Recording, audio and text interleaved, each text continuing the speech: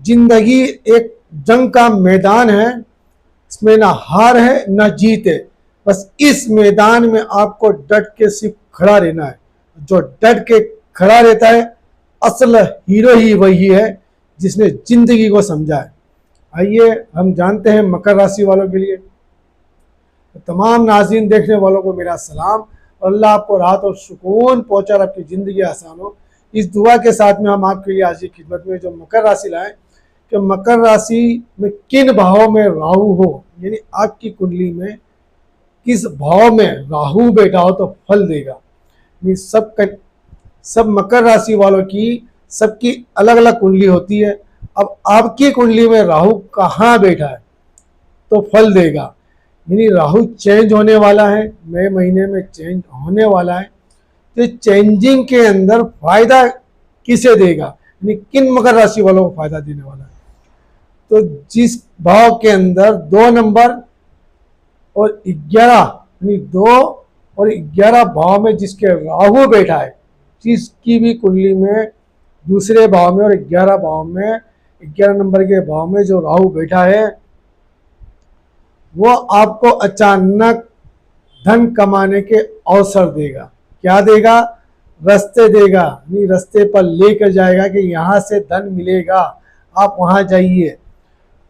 दूसरा और 11वां भाव के अंदर राहु से आप धन की तरफ जाने वाले हो कि वहाँ पर धन पड़ा है, आपके दिमाग में ये बात आई और आप वहाँ जाने वाले हो।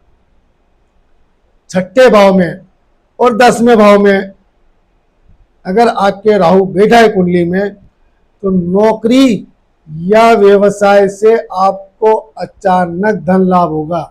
यानी नौकरी नहीं थी तो आपकी नौकरी लगने वाली है, या आपका धंधा अचानक बढ़ने वाला है। धंधे में से, व्यापार बिजनेस में से आपको पैसा मिलेगा। या सरकारी काम करते हैं तो सरकारी काम में बहुत ज़बरदस्त पैसा मिलने वाला है, या को सरकारी काम से फायदा होगा, या सरकारी रुका हुआ काम से फायदा होने वाला है। ये सरकारी काम से भी आपको धन लाभ मिलता हुआ में दिखाई दे रहा है। या आप गवर्नमेंट का कुछ काम रखना चाहते हैं तो वो भी बहुत बेहतरीन रहने वाला है। तीसरा भाव, ये आपको थोड़ी मेहनत और साहस, यानी हिम्मत और मेहनत से आपको पैसा दिलाएगा। यानी आप एक गैम्बलर तरीके होंगे, यानी आप हिम्मत और मेहनत से अपना एक टारगेट बनाएंगे, ये इस तरह से ये काम होगा, और आपका एक जो बैलेंस बनेगा वो बैलेंस से आपको काम मिल सकता है। ये आप एक अंदाज़ा शेयर बाजार, शायद जुआरी किस्म के भी लोग हो तो उनका एक अंदाज़ा लगेगा कि ये यहाँ पर ऐसा होना चाहिए, और ये बात उनकी फिट बैठने वाली है। उस वक़्त इनको अचानक धन लाभ हो सकता है, नहीं सौदाबाजी से इनको धन लाभ हो सकता है। कहीं बैठे हो, किसी ने भाई ये मकान बेचना है, कोई देने वाला आया और लेने वाला भी आ गया, तो इस वक्त में आपने इसका सौदा करा दिया। इसी तरह कमीशन की भी तरह, यानी अचानक किसी भी तरह अगर पैसा मिलेगा, किसी भी तरह से, तो आपके तीसरे भाव में बैठा होगा। तो क्यों कि मीन ही राशि में राहु आने वाला है। तो मकर राशि वालों के लिए जो भाव में तीसरे भाव में अगर राहु होगा तो इन्हें फायदा देने वाला है। इसके अलावा अगर किसी की भी कुंडली में, किसी भी राशि की कुंडली में तीसरे भाव में राहु होगा तो उसे भी फल जरूर मिलने वाला है। हमारी वीडियो आपने यहाँ तक देखी हो तो लाइक, शेयर और सब्सक्राइब जरूर कीजिएगा। स्क्रीन पर मेरा कार्ड नज़र आ रहा है।